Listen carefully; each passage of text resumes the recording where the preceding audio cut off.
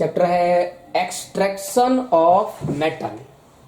इस चैप्टर में हम लोग ये पढ़ने वाले हैं कि किसी भी मटेरियल से मेटल को कैसे अलग किया गया, मेटल को कैसे प्राप्त किया गया। तो ध्यान देना, मान लो हमारे पास ये एक मटेरियल है। ये जो मटेरियल है, ओके, तो मान लो हमने ये मटेरियल माना और इस मटेरियल का नाम रखा मिनरल, और इस वाले मटेरियल का नाम रखा मैंने ओर। अलग अलग मटेरियल है। तो मिनरल्स क्या है? मिनरल्स के अंदर ये है मेटल्स, ये मेटल प्रेजेंट है, मेटल मिनरल्स में प्रेजेंट है। लेकिन इस मिनरल से इस मेटल को सेपरेट नहीं कर सकते, नॉट सेपरेटेड। मिनरल्स में, मिट्टी में, मिनरल्स मतलब मिट्टी, उसमें मेटल तो है, लेकिन किसी भी टेक्निक के द्वारा इस मेटल को प्रॉफिटली सेपरेट नहीं कर सकते।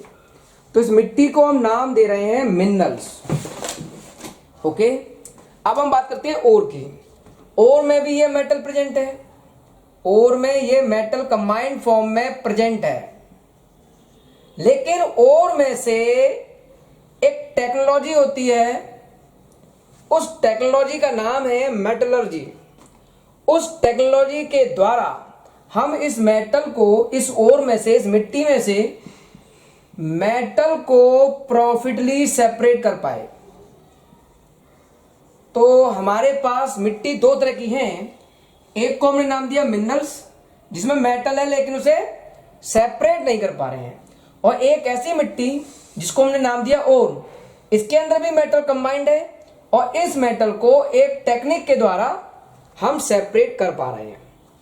ओके, तो ध्यान रखना, ऑल मिनरल्स आर ओर। सभी मिनरल्स ओर हो सकते हैं, लेकिन और ores are not a mineral. सभी मिनरल्स ओर हो सकते हैं, लेकिन सभी ओर मिनरल्स नहीं हो सकते। ओके, चलो अब हम बात करते हैं। सिंपल सा टॉपिक है, और एक मिट्टी का नाम है, उसमें मेटल प्रेजेंट है, और एक टेक्निक के द्वारा हमने उस मेटल को सेपरेट कर लिया। जैसे फॉर एग्जाम्पल हमने लिया हेमेटाइट ओर। हेमेटाइट, हमने एक हेमेटाइट ओर लिया और इस ओर का फॉर्मूला है Fe2O3, और हमने अपनी टेक्निक लगाई और इस ओर में से आयरन मेटल को प्राप्त किया। तो हेमेटाइट क्या हुआ? ओर है। तो हमने नोट्स में एक टेबल दी है, वहां डिफरेंट मेटल के डिफरेंट ओर लिखे हुए हैं, वहां से आप तैयार करेंगे। ठीक है, तो हेमेटाइट ओर है आयरन का, हेमेटाइट ओर है आयरन का Fe2O3। इसको इस हेमेटाइट से टेक्निक लगाकर आयरन को सेपरेट किया जा रहा है। टेक्निक क्या है? मेटलर्जी। कैसे होगी, क्या कंडीशंस हम लगाएंगे, वो सब पढ़ना है। ओर के दो टाइप होते हैं। एक होता है नेटिव ओर, और दूसरा तरीका होता है कंबाइंड ओर। दोनों का मतलब समझो। नेटिव ओर का मतलब है फ्री एटम फॉर्म में होगा मेटल फ्री फॉर्म में होगा, मेटल एलिमेंटल फॉर्म में होगा, एलिमेंटल फॉर्म, एलिमेंट की फॉर्म में ही होगा। जैसे प्लेटिनम है, गोल्ड है, Au, ये फ्री स्टेट में पाए जाते हैं। फ्री रहते हैं, कंबाइंड फॉर्म में नहीं पाए जाते ये। प्लेटिनियम और गोल्ड कंबाइंड फॉर्म में नहीं होती है। क्यों नहीं होते? गोल्ड और प्लेटिनम, प्लेटिनम और गोल्ड ये नोबल मेटल कहलाते हैं। नोबल मेटल, नोबल मेटल बहुत ही लेस रिएक्टिव होते हैं, लेस रिएक्टिव।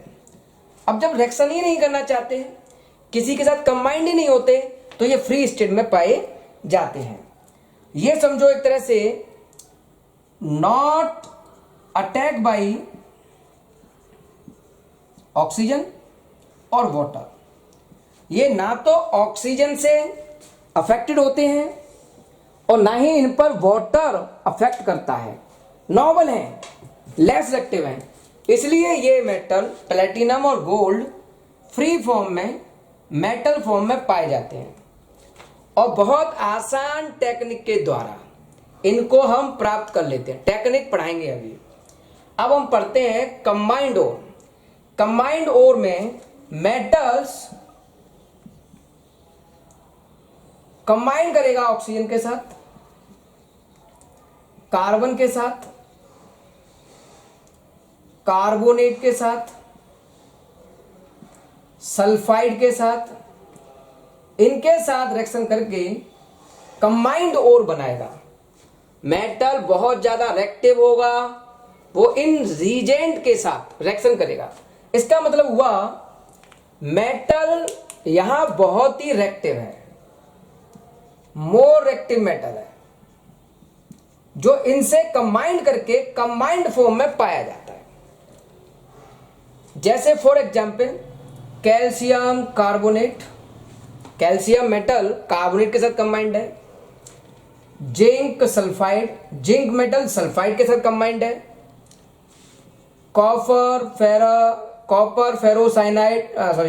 फेरो सल्फाइड या कॉपर पायराइड कह सकते हो आप इसको, कॉपर पायराइड, ये कंबाइंड फॉर्म है। यहां मेटल कंबाइंड है, तो ये कंबाइंड फॉर्म जब होगी तो उसे नाम देंगे कंबाइंड ओर। अच्छा ध्यान रखना, दो मेटल हैं सिल्वर और कॉपर, सिल्वर और कॉपर, सिल्वर और कॉपर ये दो ऐसे मेटल हैं जो हमेशा सल्फाइड फॉर्म में पाए जाते हैं। इनकी सल्फाइड फॉर्म होती है क्योंकि ये सल्फाइड फॉर्म में स्टेबल होते हैं। सल्फाइड फॉर्म में ये बहुत ज्यादा स्टेबल होते हैं, इसलिए ये सल्फाइड फॉर्म में ही पाए जाते हैं। अब चाहे वो नेटिव फॉर्म में और हो, चाहे वो कंबाइंड फॉर्म में हो, इन ओर से मेटल को प्राप्त करने की ट्रिक को मेटलर्जी कहते हैं। तो मेटलर्जी क्या है, उसके कितने टाइप होते हैं, ये हमारा टॉपिक है, थ्योरेटिकल टॉपिक है, ये अच्छी तरह से समझना। मेटलर्जी क्या होती है? ओर से, जैसे ये आपका ओर है, इसमें मेटल और साथ में मिक्स होगा इम्प्योरिटी, धूल मिट्टी और डिफरेंट टाइप की इम्प्योरिटी। तो ओर में मेटल भी है और इम्प्योरिटी भी है, तो इसको नाम दे दिया मैंने मेटल और इसको नाम दिया मैंने इम्प्योरिटी। इम्प्योरिटी को हम लोग गैंग भी बोलते हैं, गैंग। तो ओर के अंदर इम्प्योरिटी भी है और मेटल भी है। अब इस ओर में से मेटल को सेपरेट कर लिया हमने, मेटल को, ब्लैक मतलब मेटल, मेटल को सेपरेट कर लिया। तो जिस टेक्निक के थ्रू ओर में से मेटल हम सेपरेट कर रहे हैं उस टेक्निक को बोलते हैं मेटलर्जी। मेटलर्जी टॉपिक तीन तरह से हम डिसाइड करते हैं, तीन तरह का मानते हैं। पहला है पायरोमेटलर्जी, पायरोमेटलर्जी। सेकंड होता है आपका हाइड्रोमेटलर्जी, हाइड्रोमेटलर्जी। और थर्ड है इलेक्ट्रोमेटलर्जी, थर्ड होता है आपका इलेक्ट्रोमेटलर्जी। मेटलर्जी। तो 3 तरह की मेटलर्जी की टेक्निक हैं। अलग अलग ओर के लिए अलग अलग टेक्निक हम यूज करते हैं। पहली है पायरोमेटलर्जी। पायरोमेटलर्जी, पायरो मतलब हीट, यहां पायरो का मतलब है हीट से, तो कुछ ये हीट से रिलेटेड है, बताएंगे कैसे। हाइड्रो मतलब वाटर, ये वाटर से रिलेटेड है। एक्वस सॉल्यूशन से रिलेटेड है। और इलेक्ट्रोमेटलर्जी, ये इलेक्ट्रिक करंट से रिलेटेड है। इलेक्ट्रिक करंट, तो यहां हीट देकर मेटल को प्राप्त करते हैं, यहां वाटर की सहायता से प्राप्त करते हैं, और यहां इलेक्ट्रिक करंट के थ्रू प्राप्त करते हैं। तो और से मेटल को सेपरेट करने की टेक्नोलॉजी को हम मेटलर्जी कहते हैं। इसके 3 टाइप हैं, पायरोमेटलर्जी, हाइड्रोमेटलर्जी और इलेक्ट्रोमेटलर्जी। पायरोमेटलर्जी, पायरो का मतलब होता है हीट। इस टेक्नोलॉजी में ओर को हम हीट करेंगे, ओर को हीट देकर, हीट करके उसमें से मेटल को सेपरेट करेंगे। तो ओर को हीट देकर मेटल बनाने की प्रोसेस को पायरोमेटलर्जी नाम दिया। जैसे मान लो मेरे पास है मरकरी ऑक्साइड, इसको मैंने हीट किया, गरम कर दिया। जब हम हीट करते हैं तो ये आपका अनस्टेबल ऑक्साइड होता है, अनस्टेबल ऑक्साइड। और ये अनस्टेबल ऑक्साइड ब्रेक हो जाता है, मरकरी अलग हो जाएगा और ऑक्सीजन अलग हो जाएगी। और ऑक्सीजन होती है कंबाइंड फॉर्म O2 में, तो Hg प्लस O2, O2 2 है, यहां 2 का इंटू कर दो, यहां 2 का इंटू कर दो। तो जो अनस्टेबल ऑक्साइड है, मरकरी ऑक्साइड है, वो गर्म करने पर मरकरी मेटल देगा। जैसे हमने लिया सिल्वर ऑक्साइड Ag2O, इसको भी हीट करके सिल्वर को अलग कर सकते हो और ऑक्सीजन को अलग, तो सिल्वर अलग हो गया और ऑक्सीजन अलग हो गई। यहां 2 का इंटू कर दो, 4 सिल्वर है, 4 सिल्वर प्लस O2। कौन से मेटल पायरोमेटलर्जी को फॉलो करेंगे? ऐसे मेटल जिनका इलेक्ट्रोकेमिकल सीरीज में स्थान हाइड्रोजन से नीचे हो, जैसे मरकरी ऑक्साइड है, सिल्वर ऑक्साइड है। मोस्टली ये 2 ऑक्साइड सिंपल हीट करने पर मेटल दे देते हैं, इसलिए इसको बोलते हैं पायरोमेटलर्जी। हाइड्रोमेटलर्जी, इसमें क्या करना है, आपको और दिया होगा एक्वस सॉल्यूशन फॉर्म में, और उसको आप रिएक्शन में कराओगे किसी रिड्यूसिंग एजेंट के साथ। रिड्यूसिंग एजेंट आपको एक और दिया होगा एक्वस सॉल्यूशन फॉर्म में, उस पर आप एक रिड्यूसिंग एजेंट की रिएक्शन कराओगे, वो रिड्यूसिंग एजेंट और में से मेटल को बाहर फेंक देगा, तो यहां आपको प्राप्त होगा मेटल। सिंपली एक डिस्प्लेसमेंट रिएक्शन, सिंपली एक डिस्प्लेसमेंट रिएक्शन की कैटेगरी है ये।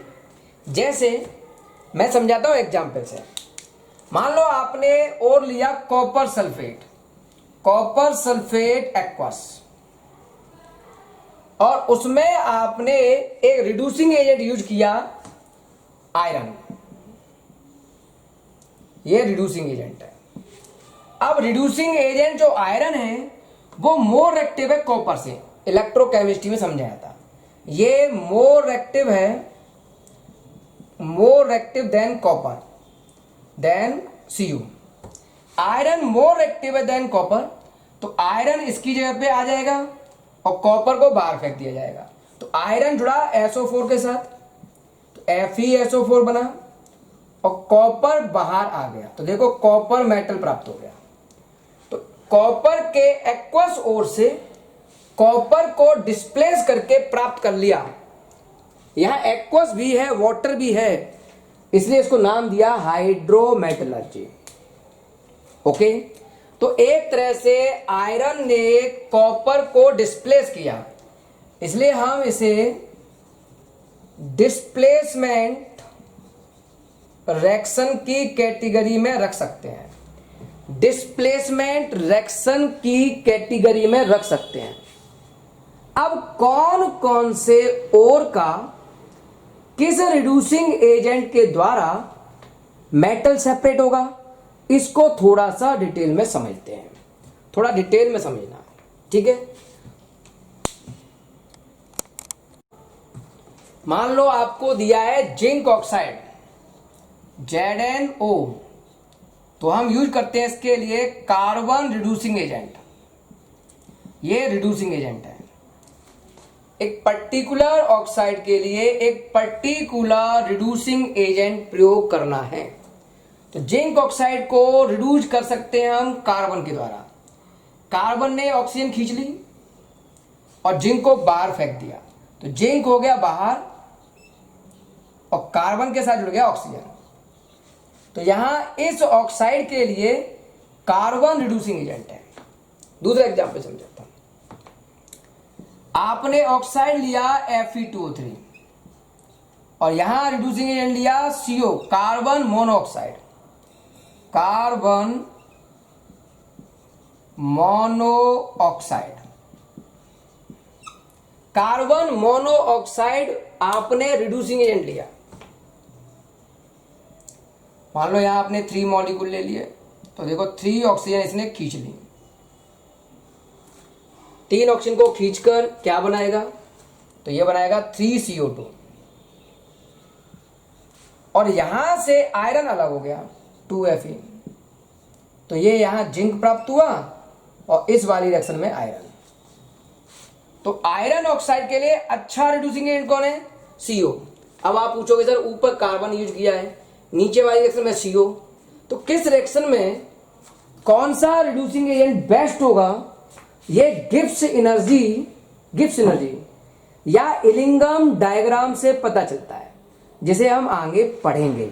अभी तो केवल इतना ध्यान रखो, बेसिक बता रहा हूं अभी, कि ये रिड्यूसिंग एजेंट यहां यूज हो रहा है। क्यों यूज हो रहा है पर्टिकुलर, उसका रीजन है गिब्स एनर्जी और इलिंगम डायग्राम। ये क्या होते हैं थोड़ा आगे समझाएंगे। मान लो आपने यूज किया Cr2O3 क्रोमियम ऑक्साइड और यहां लिया आपने एल्युमिनियम रिड्यूसिंग एजेंट। तो एल्युमिनियम ने क्रोमियम को रिप्लेस किया और खुद इसके साथ जुड़ गया, तो Al2O3 ऑक्सीजन के साथ ये जुड़ गया, तो Al2O3 और क्रोमियम को इसने कर दिया अलग। तो यहां ये रिड्यूसिंग एजेंट का प्रयोग करके हम लोग मेटल को ऑब्टेन कर रहे हैं। अगर ये और एक्वस कंडीशन में हो और फिर रिड्यूसिंग एजेंट का प्रयोग करके मेटल अलग करते हो, तो इस टेक्नोलॉजी को बोलते हैं हाइड्रोमेटलर्जी। हाइड्रोमेटलर्जी का एक और कंसेप्ट है, ये हमने पहला कंसेप्ट सीखा एक तरह से। तो हाइड्रोमेटलर्जी का सेकंड कंसेप्ट क्या है, जो इंपोर्टेंट है, थोड़ी रिएक्शन उसकी खतरनाक है, रटनी पड़ेगी एक तरह से, उसे समझते हैं। उसके बाद चैप्टर बहुत आसान हो जाएगा, बहुत अच्छा चैप्टर है। शुरुआत में थोड़ा सा याद करने वाला टॉपिक है इसमें। इतना समझ में आ रहा है, आगे बढ़ते हैं। हाइड्रोमेटलर्जी का पहला टॉपिक था कंबाइंड ओर को एक्वस फॉर्म में रिड्यूसिंग एजेंट की सहायता से सेपरेट करना। अब हम सेकंड तरीका पढ़ रहे हैं, नेटिव ओर हो तो। नेटिव ओर अभी पीछे समझाया था, नेटिव ओर था आपका गोल्ड, प्लेटिनम और यहां कॉपर भी हम यूज कर सकते हैं। हालांकि कॉपर कंबाइंड फॉर्म में भी आता है और ये नेटिव फॉर्म में भी थोड़ा बहुत मिल जाता है। कॉपर के केवल सल्फाइड ओर ही कंबाइंड होते हैं, सल्फाइड ओर। कॉपर के सल्फाइड और कंबाइंड फॉर्म होते हैं, अदरवाइज अदर फॉर्म में कॉपर नेटिव होता है। अब हम इसको समझेंगे कैसे। तो जो नेटिव ओर है उसके साथ एक केमिकल प्रयोग करना है NaCN। नेगेटिव ओर के साथ आपको मिक्स करना है NaCN नाम का एक केमिकल, और साथ में मिक्स करना है ऑक्सीजन प्लस वाटर। ये सब आपस में कंबाइंड करके एक सॉल्युबल कॉम्प्लेक्स बनाएंगे, और फिर उस सॉल्युबल कॉम्प्लेक्स में एक रिड्यूसिंग एजेंट डालकर, यहां रिड्यूसिंग एजेंट भी फिक्स है, हम यूज करते हैं जिंक। एक आयरन भी प्रयोग कर लेते हैं। अब जिंक ज्यादा अच्छा होता है आयरन से। रिड्यूसिंग एजेंट जिंक का प्रयोग करके हम इसमें प्रेजेंट मेटल को, जो कि कॉपर का है या गोल्ड का है या प्लेटिनम का है, उसे यहां अलग कर सकते हैं। तो इस तरह से आपको मेटल प्राप्त हो जाएगा। लेकिन हमें इसका जो कंसेप्ट है वो रिएक्शन के थ्रू समझना होगा। सबसे पहला टॉपिक, एक नेगेटिव ओर लेना है जो कंबाइंड फॉर्म में नहीं होता है, उसे एक NaCN रीजेंट के साथ, इसको बोलते हैं रीजेंट केमिकल के साथ, प्लस ऑक्सीजन के साथ प्लस वाटर के साथ कंबाइन कराएंगे, तो बनाएगा एक सॉल्युबल कॉम्प्लेक्स। अब इस सॉल्युबल कॉम्प्लेक्स में जिंक के टुकड़े या आयरन के टुकड़े, जिंक ज्यादा अच्छा होता है, जो कि रिड्यूसिंग एजेंट है, उसका यूज करेंगे। वो रिड्यूसिंग एजेंट कॉपर के इस सॉल्युबल कॉम्प्लेक्स में से कॉपर को बाहर फेंक देगा। अब यहां क्वेश्चन है, रिड्यूसिंग एजेंट जिंक ज्यादा अच्छा है या आयरन? रिड्यूसिंग एजेंट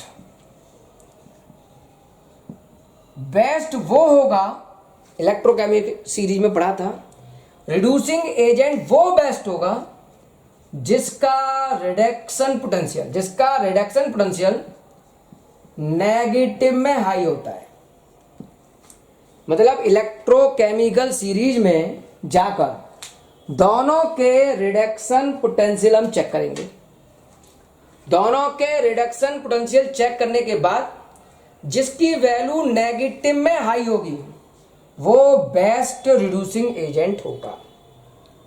अब हमने यहां रिडक्शन पोटेंशियल जिंक का चेक किया तो वो नेगेटिव में ज्यादा आया आयरन की तुलना में, इसलिए हम जिंक को बेस्ट रिड्यूसिंग एजेंट मानते हैं। कैसा मानते हैं? Best reducing agent. तो बढ़िया रिड्यूसिंग एजेंट कौन हुआ? जिंक। क्यों? एक बार और समझते हैं। बेस्ट रिड्यूसिंग एजेंट वो होता है जिसका रिडक्शन पोटेंशियल नेगेटिव में हाई हो। अब इलेक्ट्रोकेमिकल सीरीज में टेबल देखी हमने, तो जिंक का रिडक्शन पोटेंशियल था -0.76 और आयरन का है -0.40 वोल्ट, तो ये माइनस में ज्यादा है, इसलिए यहां यूज किया जाता है बेस्ट रिड्यूसिंग एजेंट की फॉर्म में जिंक को यूज करते हैं। ओके, अब रिएक्शन क्या है, कैसे रिएक्शन करके ये प्राप्त होगा वो हमको समझना है। तो सबसे पहले गोल्ड, प्लेटिनियम, कॉपर में से कोई एक एलिमेंट ले लो। मान लो मैंने गोल्ड लिया, तो गोल्ड Au प्लस रिएक्शन करानी है NaCN की, plus NaCN plus oxygen plus O2 plus water HOH water. Okay, Na को दिखा OH। यहां रिएक्शन थोड़ी रटनी होती है, फिर भी मैं थोड़ा इजी करना चाहता हूं। Na को दिखा OH, तो ये बनेगा NaOH, तो एक तो प्रोडक्ट बनेगा NaOH प्लस बाकी सब आपस में कंबाइन करेंगे, और मैंने कहा था एक सॉल्युबल कॉम्प्लेक्स बनेगा, और वो सॉल्युबल कॉम्प्लेक्स है NaAuCN का होल ट्वाइस, NaAuCN का होल ट्वाइस। ये कोऑर्डिनेट कंपाउंड है, लर्न करना पड़ेगा डायरेक्ट। अब इसको बैलेंस करना है, सब कुछ लर्न करना पड़ेगा इस डायरेक्शन में। तो हमने यहाँ 4 कर दिया, रट लो इस टॉपिक को। 8 NaCN O2 plus 2H2O, okay. 4 NOH यहाँ ले लिया और 4 ये, तो इस तरह से बैलेंस हो गया। ये एक सॉल्युबल गोल्ड का सॉल्युबल कॉम्प्लेक्स प्राप्त हुआ। अब इस सॉल्युबल कॉम्प्लेक्स पर रिड्यूसिंग एजेंट जिंक की रिएक्शन करानी है। क्या सर ऐसा ही चैप्टर है ये ना, इंटरेस्टिंग है, आगे अच्छा हो जाएगा, सिंपल हो जाएगा। ये थोड़ा सा टॉपिक टफ है, रटना पड़ रहा है। प्लस जिंक, अब जिंक ने गोल्ड को रिप्लेस कर दिया, जिंक ने गोल्ड को रिप्लेस किया। ये मॉलिक्यूल 2 ले लिया हमने और क्या बनाया वो समझो। Na के 2 लिए हैं तो ये बना Na2, चेक कर लेता हूं आ रहा है कि नहीं आ रहा है, इसमें आ रहा है Na2, ओके। जिंक अंदर ले लिया तो ये होगा Zn Cn, 2 ये रहे और 2 ये रहे, 4 Cn का और 4, ओके। जिंक ने गोल्ड को बाहर निकाल दिया, 2 गोल्ड थे तो प्लस 2 गोल्ड Au। तो इस तरह से वाटर का हेल्प लेकर एक केमिकल की सहायता से सॉल्युबल कॉम्प्लेक्स बना के गोल्ड प्राप्त करना, सिल्वर प्राप्त करना हाइड्रोमेटलर्जी कहलाता है। बिल्कुल सिमिलर रिएक्शन है किसकी, सिल्वर की, बस आपको गोल्ड की जगह पर सिल्वर करना है। कैसे, सिंपल है, बहुत आसान। यहां कर दिया गोल्ड की जगह पर Ag, तो ये हो गया Ag सिल्वर, ओके। बाकी का जब बिल्कुल सेम, ये सेम बनेगा। 4 Na गोल्ड की जगह पर क्या करना है आपको, सिल्वर Ag, ओके। फिर यहाँ गोल्ड की जगह पर सिल्वर कर दिया आपने, फिर जिंक की रिएक्शन होगी तो जिंक अब किसको उठाएगा, सिल्वर को बाहर कर दिया, तो यहाँ हो जाएगा Ag। तो बिल्कुल सेम रिएक्शन है, एक को लर्न कर लो, दूसरा अपने आप लर्न हो जाएगा, कोई टेंशन का विषय नहीं है। इतना समझ में आ रहा है। अब यहाँ एक क्वेश्चन बनता है, क्वेश्चन क्या बनता है उस पर ध्यान देना। यहां रिड्यूसिंग एजेंट है जिंक, तो क्या हाइड्रोमेटलर्जी टेक्निक के द्वारा हम जिंक का मेटल बना सकते हैं?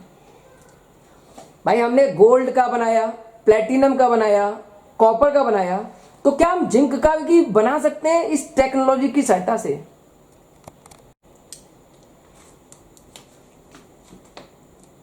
एक और लिया जिसमें जिंक हो,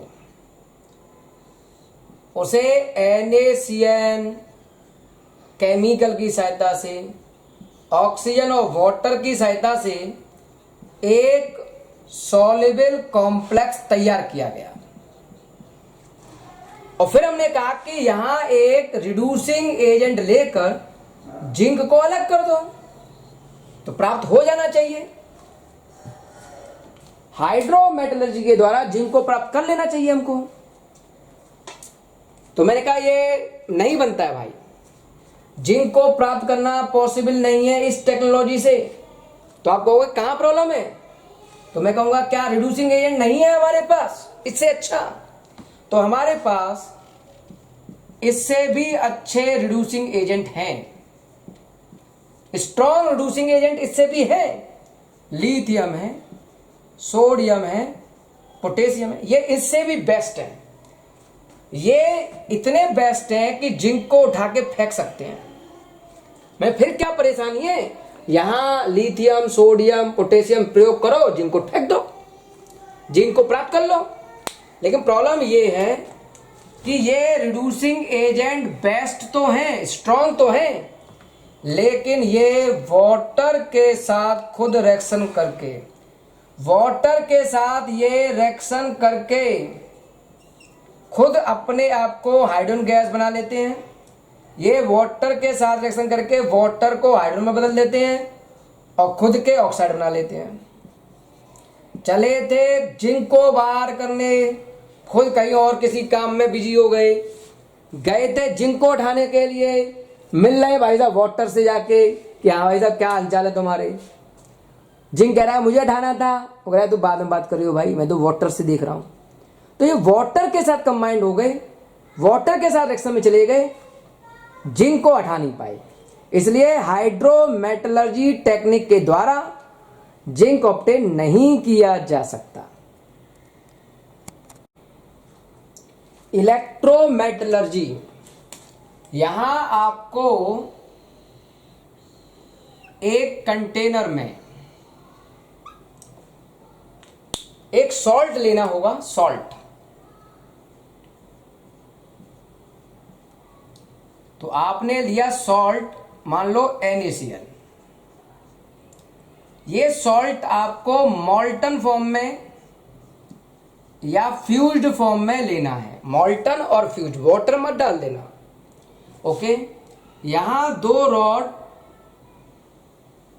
प्लेटिनम की मान लो, 2 रॉड बैटरी से जोड़कर रखनी है। तो ये पॉजिटिव प्लेट है, ये नेगेटिव। इसको बोल रहा हूं मैं कैथोड, नेगेटिव प्लेट को। पॉजिटिव प्लेट को नाम दे रहे हैं हम एनोड। इलेक्ट्रोलाइटिक सेल है।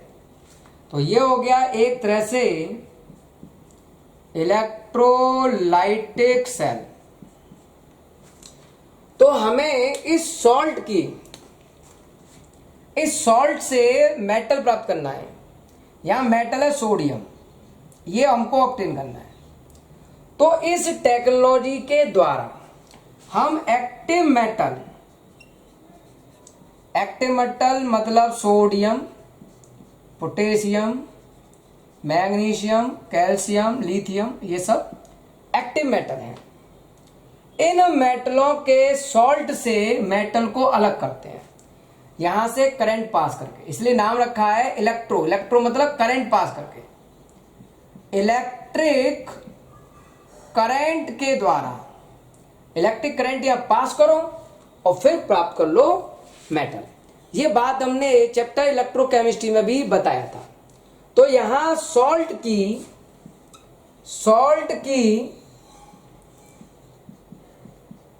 इलेक्ट्रोलाइसिस प्रोसेस के थ्रू, सॉल्ट कैसा लेना है, मॉल्टन फ्यूज्ड, यहां से मेटल प्राप्त करने की टेक्नोलॉजी को इलेक्ट्रोमेटलर्जी कहते हैं। सबसे पहले NaCl सॉल्ट इलेक्ट्रोलाइसिस के थ्रू ब्रेक होगा आयंस में, Na+ और Cl नेगेटिव। अब जो Na+ आयन बनेंगे वो नेगेटिव प्लेट की तरफ भागेंगे, ठीक है, कैथोड की तरफ जाएंगे। तो कैथोड पर हमने पढ़ाया था रिडक्शन होता है। तो सोडियम आयन एक इलेक्ट्रॉन लेकर रिडक्शन करेगा तो एक इलेक्ट्रॉन लेगा और कन्वर्ट हो जाएगा सोडियम में। तो इस तरह से सोडियम मेटल को ऑब्टेन कर लिया गया। ओके, तो ये तरीका है इलेक्ट्रोमेटलर्जी का।